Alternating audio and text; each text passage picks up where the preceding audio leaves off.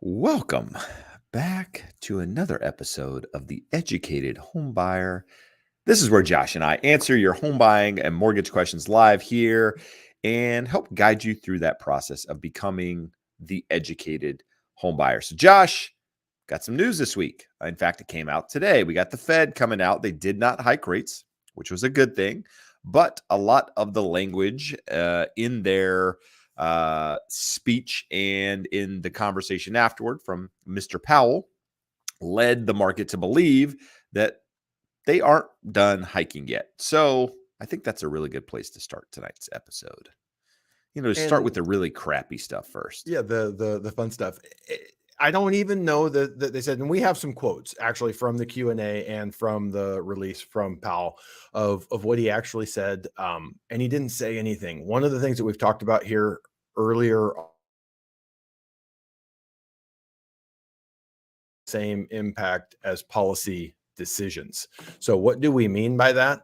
They didn't hike today, but they were hawkish enough in their rhetoric that the markets are saying, still a potential they might hike one more time. Even if they don't, what they did with the dot plots, which is again just their prediction, their projection going out forward, is what's going to happen with rates. And they are projecting that rates will stay higher for longer than what people were previously thinking. And that is all of the negativity that we're seeing in stocks, negativity in the bond market in terms of interest rates, trickling up a little bit more. You had earlier in the week, Jeb mentioned, hey, I don't like this chart. And I was of the opinion that we were probably going to stick somewhere here. We're searching for a ceiling and going to stick because I don't see a reason for them to go higher. I don't see a reason for them to go lower, which is what kind of the Fed confirmed today. But we'll look at some stuff. We'll look at some data here that I think directly contradicts the things that they said. But I also think that if you're the Fed, that you've worked really, really hard for the last 18 months to get yields up, to be restrictive, to slow the economy and get inflation under control, you would do what they did. You would want to talk tough and convince the market that you're going to keep rates higher for longer. And that will basically be enough. It's sort of like getting your kids afraid of you. They have to know that you walk the walk. If they think you're talking, but you're not actually going to do anything, then that's where you're at. That's really good parenting advice. In fact, Josh, do what you say you're going to do. They So with that got to said, be fearful. you got to be fearful. And right now the Fed is to some extent. So going back to what you mentioned a moment ago about that chart, here's the problem is that, you break out to a new high and the next stop is so far back in the chart with regards to resistance on the upside that it's hard to say where the next leg is. Is it 4.5? Are we there now? It's interesting nonetheless. And with that, the market is we're going into that slow time in the year. So, rates going up, moving into the slow time of the year is going to mean less transactions happening, slower market, a lot of the things that we're going to talk about as we dive into charts right now. So Josh, what we're going to do is we're going to add these here. We're going to make ourselves a little bit bigger and we're going to talk about inventory. So inventory, we actually saw the biggest week over week increase that we've seen in quite some time, up almost 9,000 homes week over week, which was a really, really big jump. Now we're comparing it to a week previously where we saw like a 300 home jump week over week. That could have been because of the holiday, hard to say, but this week we did see a meaningful jump. So inventory is increasing right now. Is that a one-off? Is that something we're going to continue to see? People that missed the boat? It will be something we'll talk about as weeks come. Orange County inventory is about the same as it was last week, 2,335 homes. Huntington Beach down a little bit, sitting at 209 homes. New listings, you can see here, right? So we saw new listings start to decline. Then we saw that big jump. We're still sitting at the lowest levels for this time of year that we've ever recorded on record. So the question is, does this trend continue or does it stop, right? We need to see week after week after week of continuation with new listings coming to the market to really know whether or not it's something we're going to see going forward. So, we talked about when you see big things happening in the market, you're going to see new listings be the first thing to jump, right? Is this the start of something more? I don't think so, but again, hard to say at this time. This week we got 10% fewer pending sales than we did the same time last year. So less transactions happening out there in the market. The number of total pending sales is 12% less than last year. So new pending sales down 10%, total pending sales down 12% from last year. So still trending at the lowest levels we've seen in quite some time.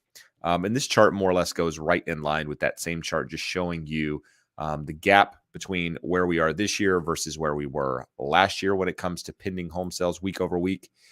The inventory jump that I mentioned earlier took us from 509 to 518.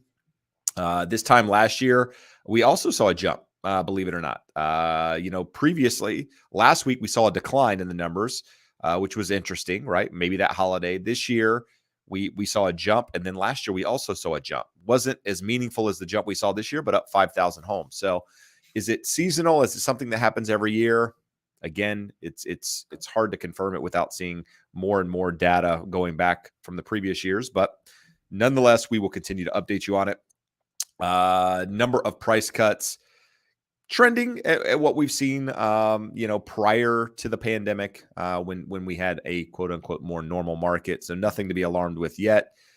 This is the same chart, just broken down and just showing the last couple of years versus going back previously. So number of homes getting decreases in prices, price cuts, if you will, has a little uptick there, but still sitting below those 2022 numbers. Median home list price is down to $399. Median home price sitting at $499. Jeb's phone is going off in the middle of the podcast. Going to turn that off. I think that's 3 weeks in a row, Jeb. Possibly. Maybe it's a trend, 3 weeks in a row is a trend. Home builder new home sales cancellation. So there's a lot of charts out there at the moment that the number of transactions, the number of people canceling escrow is at new highs, so on and so forth. Found this chart to be interesting because, new home sales, up, previous to where we were in 2021 and some other times in the market, but still we're not trending at anything, crazy with the number of people backing out, right? But data, like anything else, takes a while to catch up. So this is something we'll continue to update as, we get more monthly data that populates on this. Josh, did you want to add something there? I didn't know if you were looking to talk. No. Okay. Credit card debt hits $1 trillion, right? We talked about this previously. What are your thoughts on that one, Josh?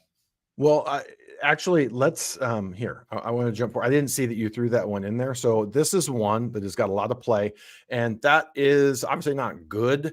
But remember, one of the things we had retail sales last week. Retail sales were up, and when you account for inflation, retail sales were essentially flat. So credit card debt, when we deflate this, real credit card debt may not be that much higher. But if we go, I'm trying to see, Jeb. Take your time. I can come back to this one too if you want to look at it. Go over to slide 21 real quick. 21. Let's see what we got. Are you clicking against me? Right there. Nope. That's it. So this is household debt service payments as a percentage of disposable income. This is probably more important. So credit card debts are at an all-time high, but remember that are near an all-time high, and even if we adjust for inflation. But when you look at that, it's showing you that incomes have also risen over that time. So it's trending up. This is not good, but we're near lows in terms of debt service on that debt. So it's important when you're looking at things that you're realizing that everyone has an angle that they're looking at. Look at both sides of it. Look at the flip side of it. It is true. Credit card is up. It's trending up. It's at a very high level, but debt service is. We lost your photo there, Josh. I mean, I realize you're not photogenic. Not at all. You don't need to take yourself off. But can you hear me is the important I can hear you. Yes. In fact, you look way better this way. Look way better. We can stick with it because I have no idea what in the world would have happened. It says it looks like my camera was unplugged, but no one has moved and the camera has not become unplugged.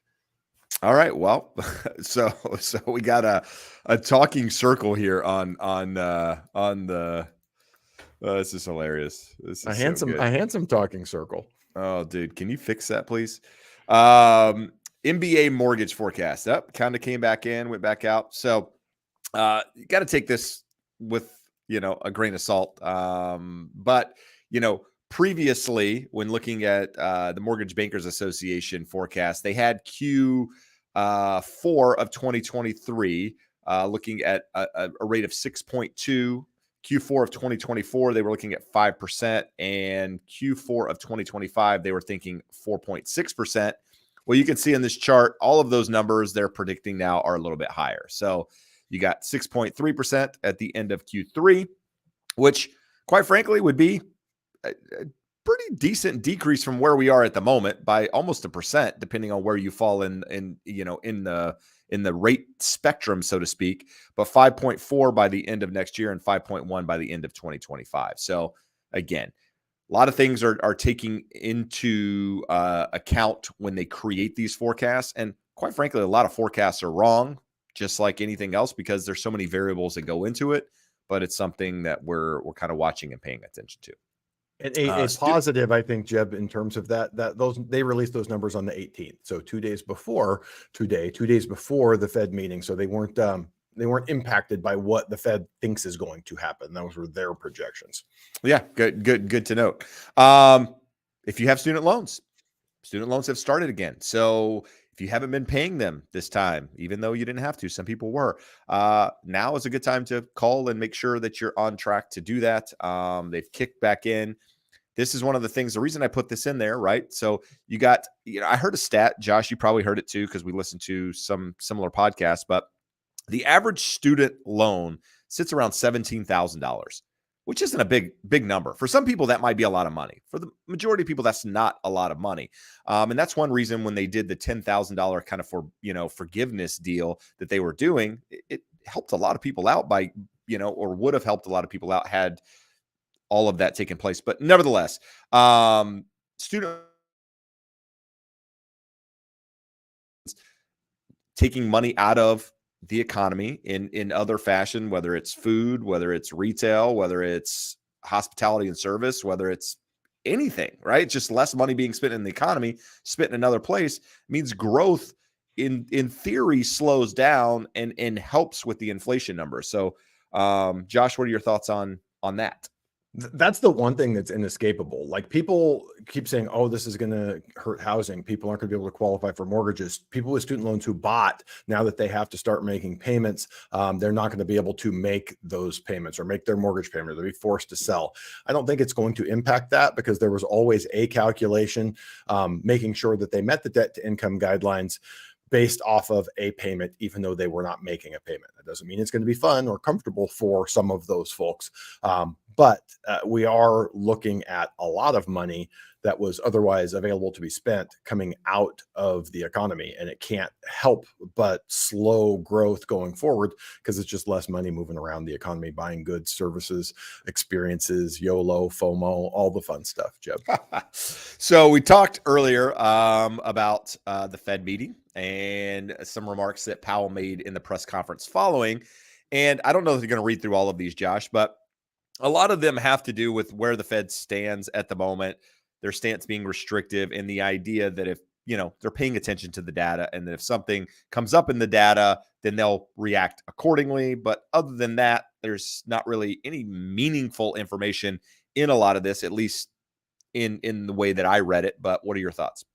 That's exactly my point. This is sort of bullet points and then organized in a way different, because they came from the press conference, things where he's answering questions. So they weren't necessarily ordered logically. But if you hear, what is he saying? Might be done, not necessarily done. It'll depend on the data. What data are they looking at? They're looking at inflation, and they're looking at jobs. And you're going to see some interesting stuff in a couple of the slides I have here on jobs. Although the jobless rate is very low, it's trending in the wrong direction, which is what they want to see. So it's trending in the right direction for what the Fed wants to see.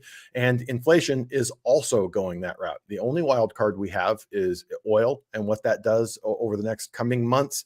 And you and I talked earlier today. I made the mistake of Googling a couple of different topics on oil the other day.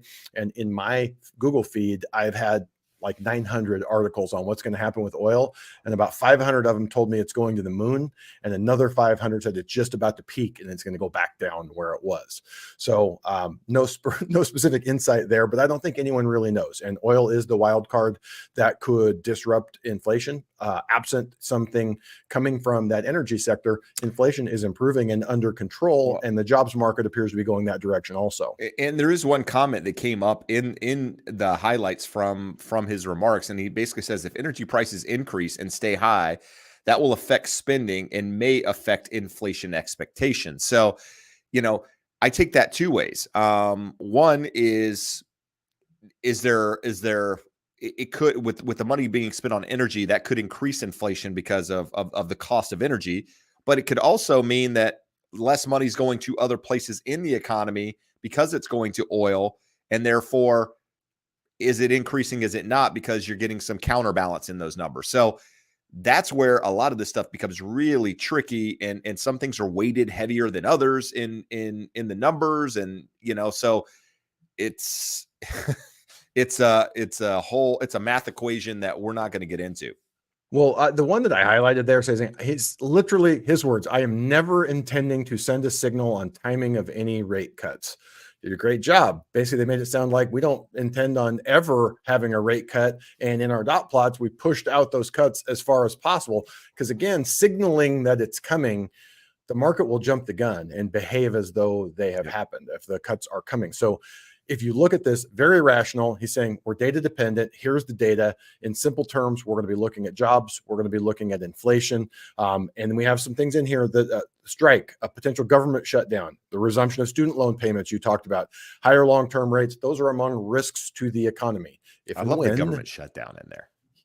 Don't we get one like every 6 months? Didn't we just avoid the government shutdown like 2 months ago? Yeah, but yet we're adding more debt to make the problem even worse. But it's a problem. We're acknowledging it's a problem, but guess what? We're going to add more to it, and it's probably going to happen. Anyway, so if you're listening to this on Spotify, on Apple, on a podcast platform, you're wondering what charts are you guys talking about? What are you guys talking about? There's a link in the description to go and check those out. So if you're on YouTube, I posted it after the video went live, so you might have to refresh in order to get it. But you can go see these, read these comments if you want to read them, just so you know they're out there. That said, Josh, now we start looking at, what are we looking at here? U.S. Treasuries. Real interesting one, Jeb. Going back the last 1, 2, 3, 4 recessions, what has happened? This is the 10-year Treasury yield and the Fed funds rate. The last 4 recessions we've got, they were all preceded by the Fed funds rate getting higher than the 10-year Treasury. We are there now with as big of an exceeding, the Fed funds exceeding the 10-year by as much as we've ever had. That is a signal that I'm not ignoring. So despite all of the talk, despite everything on the news today, higher for longer, economy is doing great, we got to stop inflation, we got to increase the employment rate, this is giving us a signal that I wouldn't ignore. There you go. We looked at this chart. This is the chart that we found interesting, but hard to nail down just because of what the real neutral rate is. So, just going to throw it in there. We're going to pass by it. But Game of Trades on Twitter actually has a lot of really good charts. So if you follow them, get a lot of good info. Average per month trend in job gains starting to slow. So they did acknowledge that they're starting to see some signs of slowing in the job market. What are we looking at with these numbers?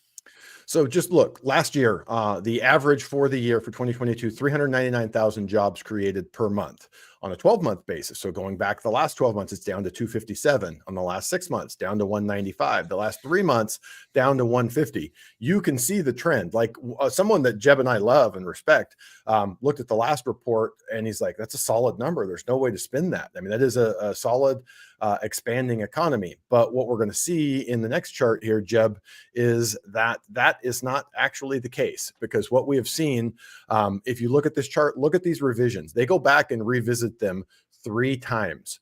And we have seen every month this year, big downward revisions. So the initial number that we start with is a big number, and then we're ending up at really, really underwhelming numbers. Then you dig into this data. Last month, I believe we had 900,000 part-time jobs created and 700,000 full-time jobs lost. There was actually, so it looked on paper 200,000 additional jobs created, but we lost 200,000 full-time jobs. So the Fed's not dumb. We've gone through this. They're smart. They have access to the best data. They know this. So to me, a lot of what we saw them talking about today is, again, talking up their hand because they don't want the economy to stop the work or unwind the work that they've done over the last 12 to 18 months. Which takes us into job openings, which is another potential inflationary thing that the Fed looks at.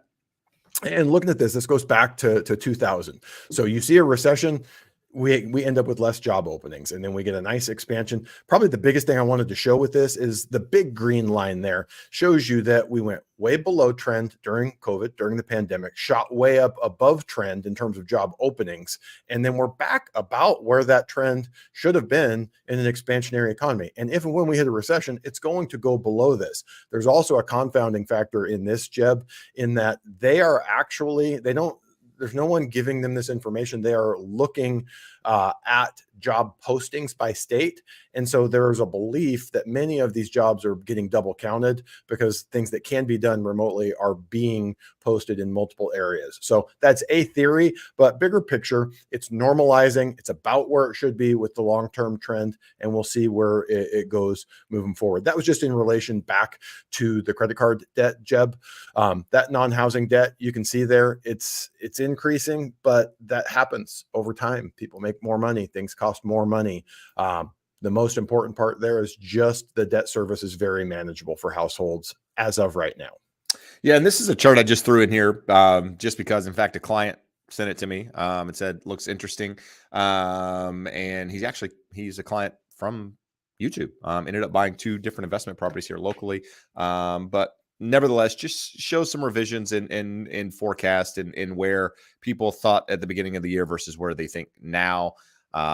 Again, forecasts, revisions, they kind of go hand in hand, and you'll continue to see more of them as we get more data out there in the economy. I would be paying attention to this stuff personally. I'd be paying more attention to the things that we talk about, whether it's the right time, money in the bank, time horizon, those sort of things. And then, Josh, this was, again, another chart that I found interesting, just showing that when home sales start to decline in any meaningful way, it typically, the next thing that happens is a recession. So we see a lot of these charts in the people that we follow that just show essentially a lot of historically a lot of data when you take it back and look at it historically points to the fact that a recession is coming if it's not already here to some extent, right? So Think of the logic to this, Jeb. What happens when people buy a house? They need furniture. They need to hire an electrician, a plumber. They're going to put in new countertops. They're going to paint. That money flows through the economy. When you have houses not selling, you don't have that money moving through the economy. So when we went from 2-3 years ago, 6 million home sales down to somewhere a little over 4, that's a third of all of that activity, of all of the little things. I don't think people realize how much money gets spent beyond. We talk on the show here, on the podcast, on the live show here, you need this much for a down payment, closing cost, reserves, all that stuff. That's just the tip of the iceberg for most people when they move. They don't get a turnkey home. Most first-time buyers are buying something that needs some work, and that involves trips to Home Depot, trips to Lowe's, trips to living spaces, all of that fun stuff, and it's not happening to the level that it was. And the last chart here, I found this one interesting too, just because it's something we talk about all the time. Effective property taxes by state. Kind of see where you are, fall in line. If you're in one of the lighter gray states, property taxes tend to be less expensive. So if you're moving from one of those to one of the darker blue states, be prepared. Know what you're getting into. Do your homework up front, that sort of thing. So nevertheless, as I mentioned, those are in the link in the description below. I'd like to take this time to ask, if you haven't done so already, to hit the thumbs up if you find any value in the show. If you don't listen to the podcast, the actual podcast, it's kind of a live version of it done on my channel. There is a podcast channel, The Educated Home Buyer, where you can go and watch videos of the podcast that we do put out on all the other platforms. If you don't like looking at our faces, you can also listen to them. But if you don't mind, rate, review us if you're listening online on one of those platforms, or go over and subscribe to The Educated Home Buyer. All helps. There's an Instagram channel as well. We're putting up shorts and doing some short form video. All of that stuff helps us get in front of people who want to become home buyers and essentially provide some education. So with that, Josh, there's actually a question here that I'm going to put up right to start with, because Kim is one of our regular viewers, and it has to do with the podcast. So this past week, we talk about taxes, the tax benefits of home ownership. One of the things that has essentially kind of gone away to some extent. And for those that it hasn't gone away, the benefits aren't nearly what they were. But the question is, during episode 40 of the podcast, you mentioned who would benefit for a tax cut. Did I understand that the more you pay in property taxes, that it's best to use itemized deduction on your taxes, Josh?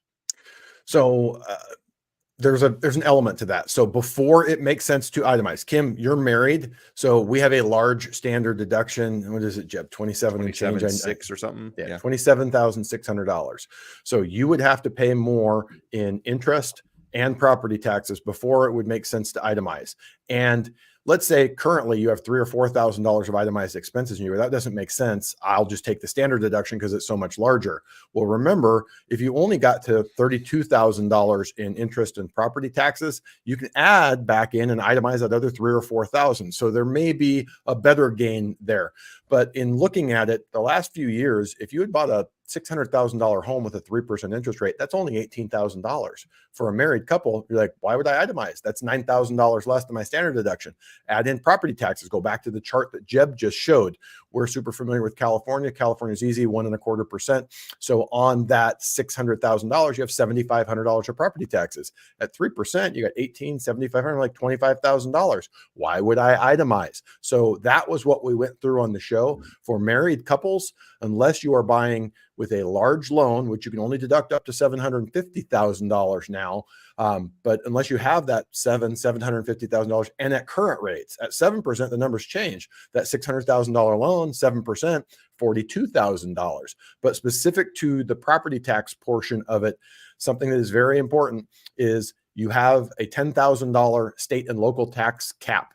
So if you live in a high income tax state, so if we're here in California, you pay 9% of your income, you and your husband make $150,000, you're already paying $12,000 or $13,000 of state taxes. So you don't get to deduct any of your property taxes. It's a complex subject, but what is the simplest way, married couples and people buying really affordable homes in that $200,000 to $300,000 price range are probably going to get no benefit.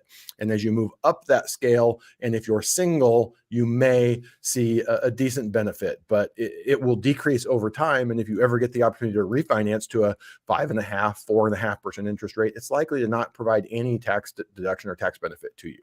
And here's the deal. Talk to a tax professional. Don't listen to Josh. I mean, listen to Josh, but take it with a grain of salt. Go get a licensed tax professional. I'm covering us here legally. No, but in all seriousness, talk to somebody that does this every day just to make sure, confirm the numbers and make sure you're good to go. One thing I did want to touch on that I forgot kind of at the top of the show is, I said I would start talking about the title of the show. So this one's Black Swan event coming to the housing market in 2024. I linked to an article in the description where you can see that article. Josh and I kind of had this conversation the other day. Black Swan event coming in 2024. One thing, Black Swan events aren't predictable. They're exactly what they are. They're Black Swan events. And didn't we have one of those, Josh, in 2020? Wasn't that the Black Swan event of all Black Swan events? Yeah. So the idea that somebody is saying that one's coming because of other things is a ridiculous statement as far as I'm concerned. But again, there's nothing out there at the moment that says that the world is going to fall apart, in 2024. The comments now, you might not like videos, it, but it's the comments on our videos say the world is going to come to an end in the next year. Those people are idiots. So that's real clear. I mean, let's be transparent. Let's go to this question. This is a good one. is it typical practice to sign a letter of commitment and work with just one buyer's agent? So depends. There are a lot of agents out there that do business like that. It's been taught that that's how you should do business. If you're gonna use your time, to show people property, drive all around, that you want a buyer that's committed to you and is not going to go to an open house and write an offer with someone else. So I understand the practice behind it, why people do it. There's no standard in the industry. So either people do it or they don't, or maybe they do it occasionally. I've never done one in doing business 20 years. I've never had a buyer sign one. And my reasoning is a little bit different. I've got burned by doing that. But my reasoning is that, hey, if somebody wants to work with me, they're going to work with me. I don't want somebody tied into an agreement. And that's the reason they're using me, because they feel like they have to, because they signed something. I want somebody to use me because they think I'm the best option for them. So you have to decide. Your agent, there are agents out there that won't show you property without one. That's how they do business. And then there are agents like me that, as long as we have a verbal commitment, so to speak, that, hey, if something isn't right, you're not happy, or you're going to go over a different direction, you let me know before we waste a bunch of time. So, Jeb, how do you handle it if the borrower says, "Oh, I'm also working with Susie across town, and she's showing me some houses too"? Okay, I'm not your guy. Yeah, and I'm not wasting my time showing somebody property that has, whatever. I mean, I have people reach out to me all the time. Hey, Jeb, if you find this, call me and I'll go with. I'm like, no, I'm not. If I find that, I'm going to sell it to somebody else that wants to work with it. It's like, I'm not going to spend a lot of time, effort, and energy on somebody that doesn't have a commitment to me. So, but there are people out there that will do it. So there are, and Jeb, there's an equivalent to that on the mortgage side. There's people who say, well, I'm going to do an application with them and an application with you. And then once we have the approval and we get further in, I'll let you know if we're going to lock it with you, if we're going to close. And the problem with that, and this isn't so much on the front end, by all means, do your shopping, compare multiple lenders. But once you have a purchase agreement and you are opening escrow, at that point, we're doing work. We're incurring the cost of an appraisal. If you're not being billed for it, time, effort, energy, we're not going to do that. I had someone about 2 months ago, it was actually a viewer of the show, said, and in their situation, they weren't being a turd. They honestly weren't. They had a very unique situation, and they had been told by Chase Bank that they're pre-approved. They got 2 months into it on a new build, and they go, oh yeah, sorry, you don't qualify. So they had me and another person saying, we can get you the loan. And their take was, well, I was burned by Chase, so I want to go with both of you, and then whoever gets me approved and has the better terms. And we just basically had to tell them, I will go this far, but you're going to pay these things up front, and we're going to make a decision very early. And he was lucky that he had a good person on the other side too. We both got him approved, and he ended up picking a loan, not so much off cost. We had 2 different loan types, and he went that route. But for the most part, if someone wants to double app and wait till way late in the game, it's just not how it works. We actually do all of our work and get paid at the end, just like a realtor does. And we need to know upfront, once you know our terms, that you are going to work with us. Good stuff. Tanya says, always learning so much in each episode. Thank you. So appreciate you listening there. There's another one here from Andrew, just says 0 chance rates are below 6% next year. Lots of organizations are saying that. Are saying that. I believe if you live in a hot market, prices will remain the same, if not a small percentage higher. Love the show. So Josh, this is something we've talked about, right? So in 2021, when the market was absolutely bananas, we said, I don't think you can duplicate that. Like, that is like the hottest year we've ever had. And then the first quarter of 2022 said, hold my beer. Let me show you what a hot market's really like. And it went even, crazier. And then since then, we're like, up 40% nationwide in a lot of markets out there, property value wise, and going, not healthy. It's not something that us as agents, as you as mortgage professionals want to see. We need to get back to that long-term trend. 4.7% in home price appreciation nationwide, 65 plus years. That said, you need home prices to kind of move sideways, stagnate a little bit to get back to that trend, maybe a little bit up, maybe a little bit down. And we saw some up and down in home prices over the last 12 months. Now we're sitting positive, depending on who you're looking at, a couple percentages points year over year. But Josh, the belief here is that we need wages to catch up. We need, rates to stabilize. You need some home prices to kind of fall in line with that, right? And we don't want to see prices do what they've done, it creates other problems, which could potentially lead to Black Swan events. You keep having more and more of that. That's when you have to worry about something else breaking. Here's the way I would like to compare it to what I'd like to compare it to help people understand who think, oh, you guys love high prices. Imagine if you went to a car dealership and instead of having like an entry-level vehicle, a mid-level vehicle, and then a nice one, they only had Bentleys. That's all they could sell you. How many people can come in and buy Bentleys? That's an extreme example, but that's what it feels like a lot of the time. We're talking to people who have done a good job of saving money, who have good credit, who have a good income, and they say, I want to live in Southern California. And you're like, okay, that's going to require $800,000 for a single family residence. And you run the numbers, you go, I can't afford that. And I go, I agree, you can't afford that. That's not fun. We talk about the reason why 2000 and 2000 or 2020 and 2021 was like Disneyland for us. It wasn't because rates were so low. Oh, we're making money because rates are low. It's because you get to say yes to everyone. Basically, everyone could qualify. Go back to that same example, $600,000 house at 3%, $18,000 interest, at 7%, $42,000 interest. Think of how many people that just knocks out of the game.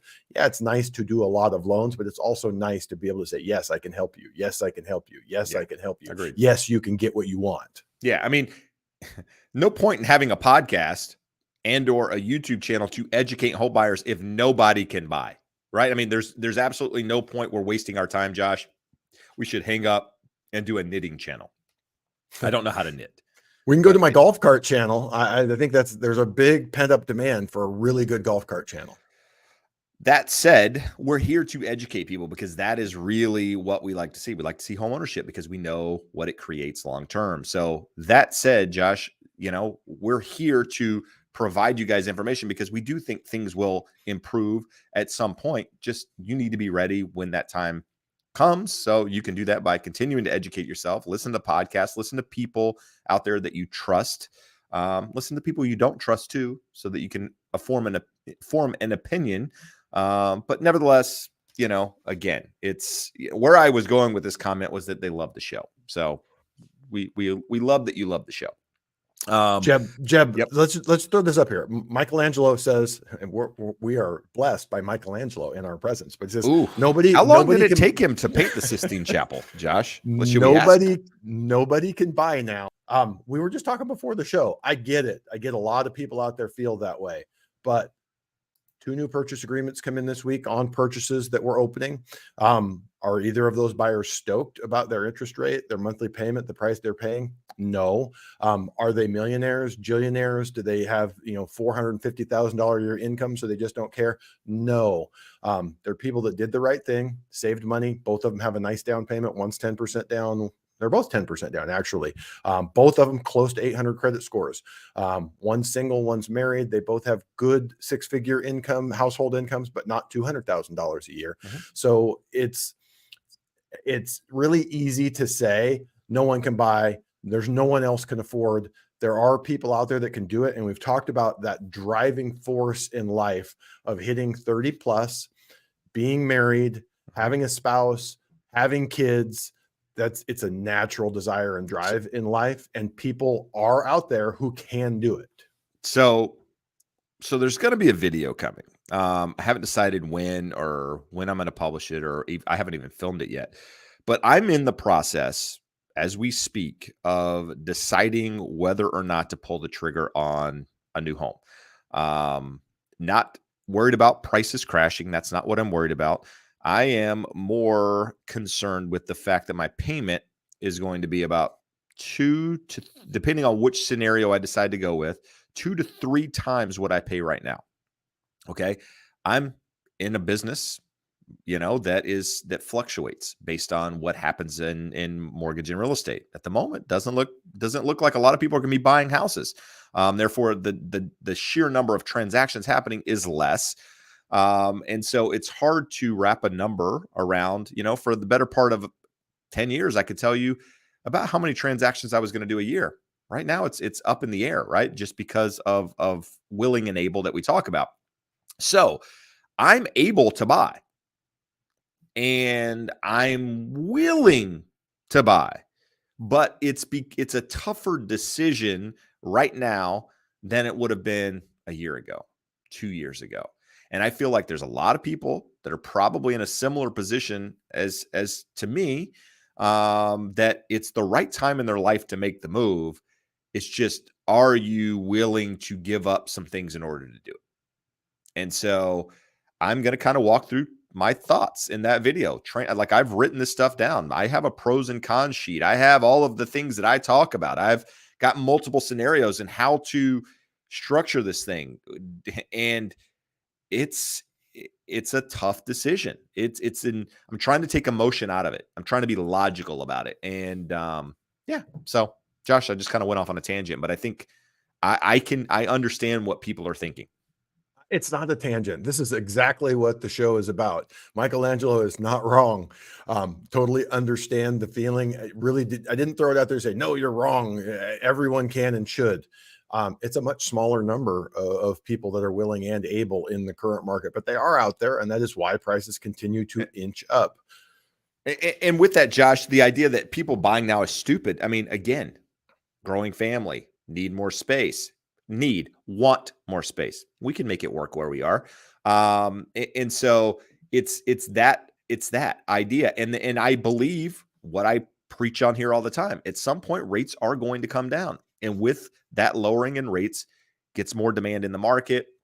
And then you're competing and or dealing with other people and higher prices potentially, and just other factors that, quite frankly, if I do it now and rates come down, it's a win for me. And so that's where I'm at. But stay tuned, because I am going to talk about it in more detail. But Josh, we got a couple good questions here coming from Rick. And this is one that comes up often, so I want to talk about it first. But he says, I hear people like lumberjack landlord and one rental at a time. Both, I don't know lumberjack landlord, but one rental at a time. Good channel out there. If you're not following, good one to check out. Talking about a 40-year mortgage. So here's the problem with a 40-year mortgage, Josh. There's a lot of headlines on it. A lot of people remember them from 2008 when you could actually get one.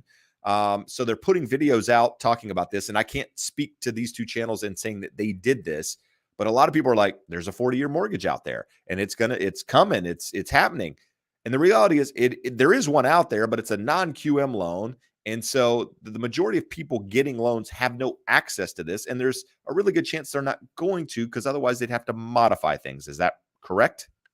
100% correct. So what is that non-QM loan? Bigger down payment. So it's not for people making a minimum down payment buying a first-time purchase, and it has a premium interest rate. So for the most part, it's great if you're looking at a 30-year bank statement loan and the rate is an eighth higher, and I go to a 40-year bank statement loan. So non-QM loan, non-qualifying mortgages, not meet the QM guidelines.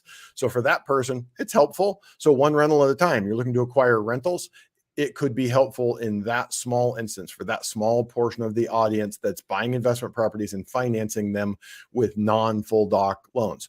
But for the average buyer, if you were looking at doing 3 to 5% down, not an option. Let's say you had 10 or 20% down and it was an option for you.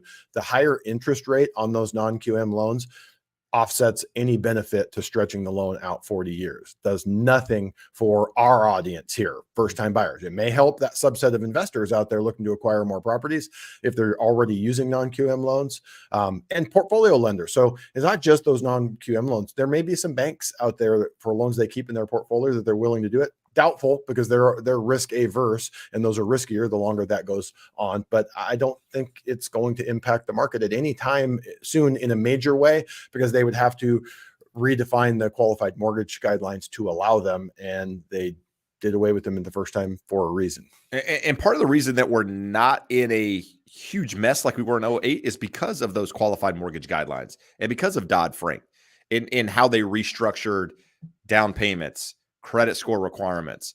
All of those things have kept these risky loans from being an option in the market, quite frankly, and giving people an opportunity to even take advantage of them, therefore making the pool of mortgages out there more qualified, better, AAA rated, that sort of thing, right? Because that's what created the mess last time, is all the garbage that was allowed to be introduced to the home buyer and then sold on Wall Street. So these things protected the industry. Hopefully they don't go back on them just because they want to increase housing affordability, but you never know, right? History has a way of repeating itself to some extent. Josh, this is another good one that's in conversation right now. So are buy down rates okay if you can afford the rate? And why would I not choose this option? So I'm going to go back to me just for a second here and say, okay, I'm looking at my scenario, Josh. I've been quoted an interest rate somewhere around 7% for what I'm trying to do. It's a jumbo mortgage. It's, nevertheless, good credit scores, all that stuff. So around 7%. So I could buy that rate down. I don't know what the percentage is. We haven't really talked about it. And quite frankly, I haven't even asked. And the reason I haven't asked about the option is because once I pay the buy down, that money's gone. It's disappeared. It's no longer my money. It's been given away. And I'm under the belief that interest rates are going to come down in a decent, meaningful way within the next couple of years. So I'd rather pay a little bit higher rate now, keep that money, and and when the opportunity arises, be able to refinance. And that way I'm not sunk into this rate for, and feel like I can't take advantage of that because I bought it down.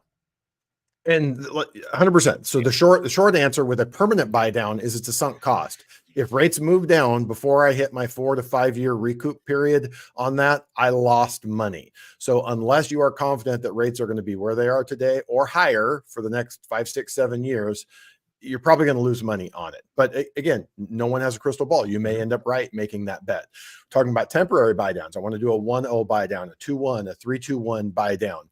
It's smoke and mirrors. You're subsidizing the rate. So you could put the money over there in the impound account with the lender and they tell you, hey, you owe me less every month. Well, that's because you gave them more money up front. You say, well, I didn't do it. Seller paid for it. Well, the seller had you pay more for the house than they would have taken if they hadn't otherwise done that. So again, it's a shell game. We're moving money around. It's not a real savings. And what you are betting on is one of two things. Either in the future, if rates are the same or higher, I'm making more money and can afford a higher payment that I'm comfortable with today, or just like Jeb said, rates go down. And in that situation, if rates do go down, you would win with a temporary buy down because it's not a sunk cost. That money goes into an impound account and you would get it back.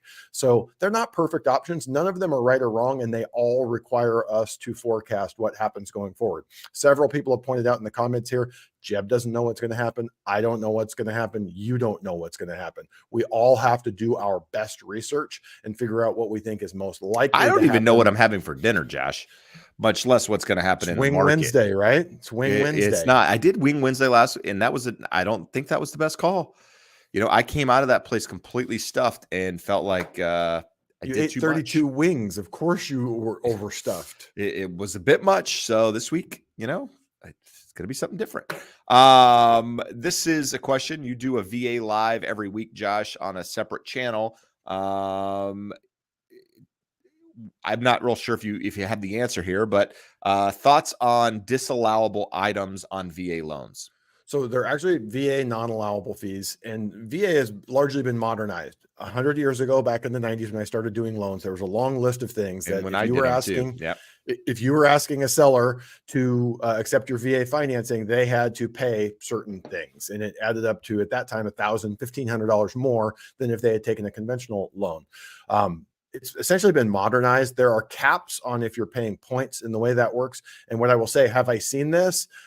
Don't see it, because the VA is serious. They actually enforce this stuff. If you are taking advantage of veterans and not following the letter of their law, you will lose your ability to do VA loans really, really fast. The biggest thing we saw that was with big call centers churning loans to veterans, making new loans to them every 3, 4, 5 months for 2, 3 years and stripping away their equity. Some big lenders got big fines and were no longer allowed to do VA loans. So does it happen? I'm sure it does, but it's not so much in relation to non-allowables, and it doesn't happen for very long because the VA does enforce it and takes it very seriously.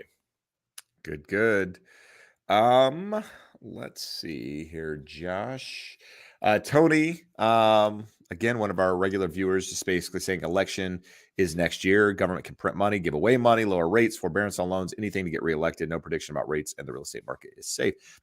I don't disagree with that statement. A lot can happen in an election year to quote unquote, or a lot of things can be said, right? And how the population views it God knows. We're all in trouble. But the reality is things can happen in order to persuade, the direction of things. So it'll be next year will be an interesting mark. I mean, we've been saying every year is going to be interesting for the last since 2020. Next year will be another one. But what's crazy is I had somebody comment on a video yesterday or the day before, Josh. They watched a video that I filmed probably in 2020. It was on partial claims. And she said she was asking me a question on partial claims and said that she had just gotten accepted for a partial claim. And I'm thinking, holy shit, it's been 3 years. Like like they're now still giving you a partial claim on a missed payment. So to go back to what Tony said here about things, still being offered out there in the market. I mean, this isn't directly related, but lenders are still doing things to keep loans performing, just FYI. So yeah, it's an everlasting problem. Josh, we kind of touched on this one earlier. Student loans coming back in. Do you think it will slow down the number of people buying a home? It would have to have an impact, right? You'd be foolish to think there weren't those out there that after a year of not making student loan payments, just going, oh, it's all going to be fine, or the government is going to make it all go away. But what I would say is, Jeb, let's go back to the thing that you said earlier in the show, that average balance on student loans is literally like $17,000. That payment's $150, $200 a month. And I'm not saying that's nothing. It's just not something huge and significant that is going to move the needle one way or the other. I do a lot of loans for people with monstrous student loan balances. They're called lawyers. Lawyers walk away with $200,000-$300,000 of student loans. Doctors also. Doctors, big bank, always been willing to overlook student loans for doctors just because they have the belief that they're going to be big earners and it's going to make those go away. You've already seen the administration's response. They didn't get the forgiveness that they wanted. So what they're saying is we'll take it from 10% of disposable income on your income-based repayment to 5%. So the payments are going to be going down. They're minimal. Will it have an impact? Yes. It won't be a huge or monstrous significant impact. The difference in interest rates is a much bigger impact than the repayment of student loans. Yeah, I mean, it will have an impact. To what degree? Hard to say. Again, if your budget is a $200,000 home, that's where you are, then $100 a month is going to affect you a lot more than if your budget is $1 million home, right? $100 is pretty insignificant when it comes to that sort of thing. So again, depends on how you plan, money in the bank. I can't. I know people that have $1,000 a month in student loans. Like that's what they pay. Crazy. Yeah. So those people are affected for sure. But where I was going, Jeb, everyone. Yeah. Those people generally have graduate degrees. The way student loans go, once you medical school, it's insane what they will let you borrow. It's not just tuition. Most of the tuitions at those schools, for the prestigious ones, are already very high, but you can borrow your living expenses for 2-3 years. That's how these people walk away with monstrous amounts.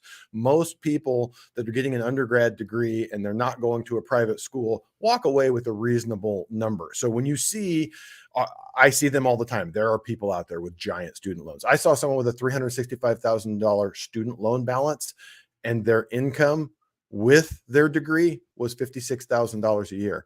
I said, they didn't teach you math when you got that degree, did they?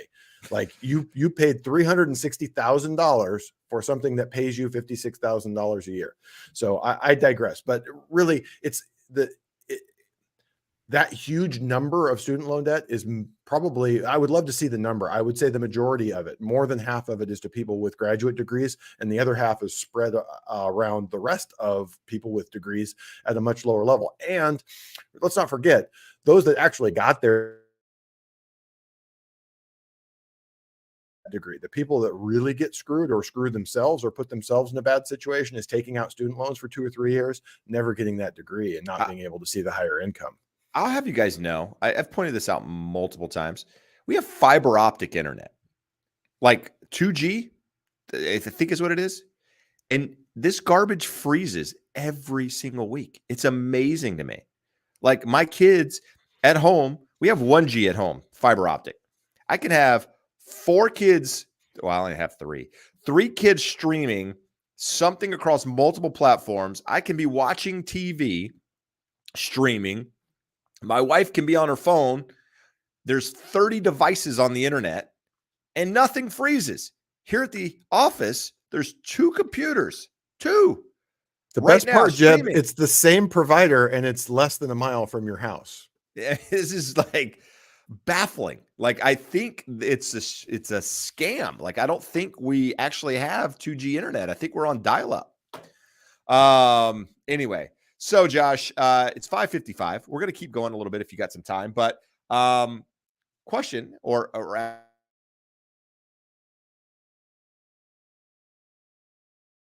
there's 206 people watching, so there's a lot of people that haven't taken any action. Please do that. It helps us. If you haven't done so already, check out the Educated Homebuyer podcast, the YouTube channel, as well as the podcast itself. Really, if you want to become educated, this isn't the place to do it. That's really, that's the place you want to be, because that's a deep dive into topics that aren't opinion. Really, they're fact. I mean, this is what the benefits are in multiple ways. So check that out if you haven't done so already. All right, Josh. Let's see. I saw a good question, and now I'm trying to find it. So I'll go to something Andrew said earlier. Andrew Kuhn in the comments here. He mentioned that he has a 2.7% interest rate and basically a coffin. Never going to sell it. So here's the catch, Andrew. I have a 2.99%. And for the better part of 2 years, I don't know how long I've had it, but I've said the same thing. Not selling this. I'll keep this. Well, guess what? One of the scenarios that I'm pondering at the moment with the purchase of a new house is selling that property. Why? Because I've got so much equity tied up into it.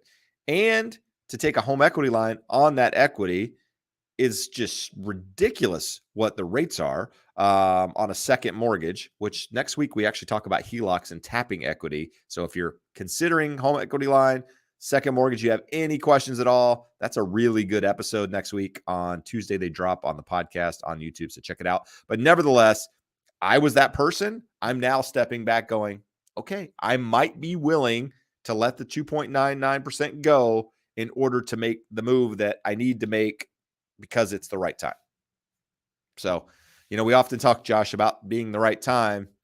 The right time actually trumps a lot of the other decisions that, that you say you won't do or wouldn't do for, because you got to do it.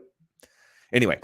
Couple good questions here. And an easy one. Robert says 25% down, 30-year fixed conventional, everything else equal. What difference in rate would someone with a 770 score versus 770 plus?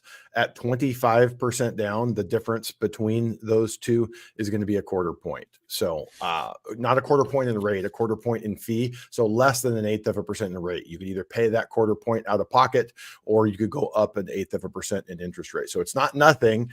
And contrast, $1 million loan, that's $2,500. It's real money. And contrast that to, we go back before these LLPA changes earlier this year, everything 740 and above was the highest tier. So we talk about credit on the show, and we used to say, hey, don't worry about it. Get it above 740, whether it's FHA, VA, conventional, that's going to get you the best terms. That's no longer the case. You do really want to maximize it. And if possible, get that 800 score. All right. Good stuff. Curson, can I make big purchases using cash, not credit, when I'm under contract? I want to get a head start on furniture, but don't want to screw up anything. I think this is a really, really good question, Josh. Too many people, it's an emotional thing, want to get ready, want to buy these things. Not buying on credit is very important. But can you use the cash to do this?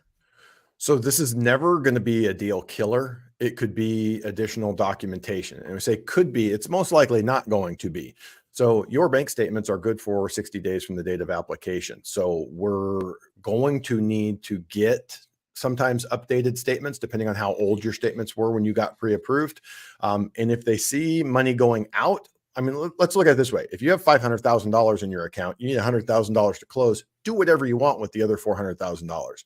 But if you need $23,285 to close and you start with $27,000 in your account, it could potentially cause a problem if you need to provide updated bank statements later in the process.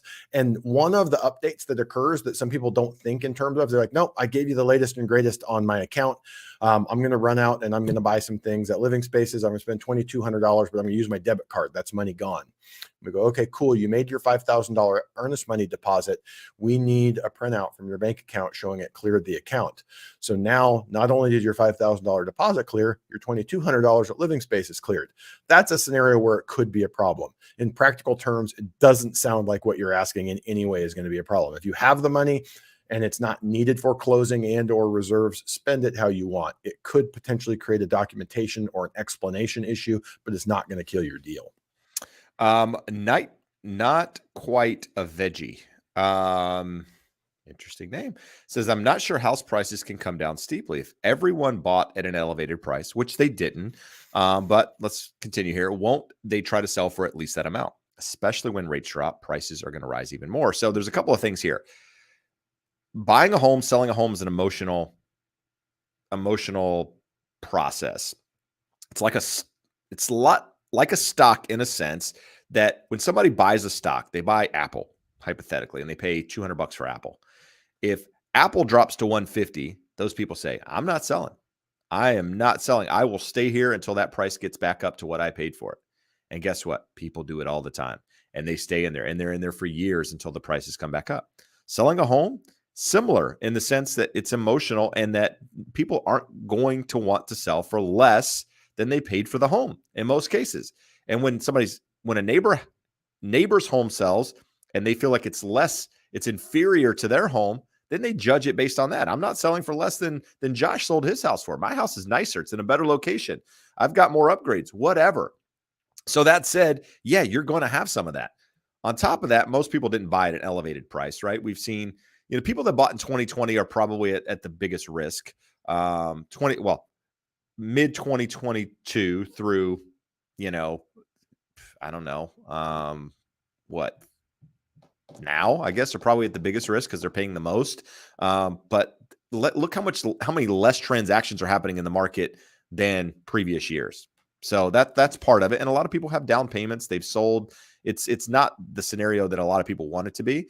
But the idea of that when rates drop, prices probably rise, I think there's some truth to that. It's hard to say by how much or if it will happen. But the idea is that as more demand comes into the market, you got more transactions happening, more competition, driving up prices. Anyway, Josh, it's 6:02. Wing time? Is it wing time? It's not wing time. Let's answer one more question, and then we'll say sayonara instead of adios. No, I stick with adios. Let's go with Josh.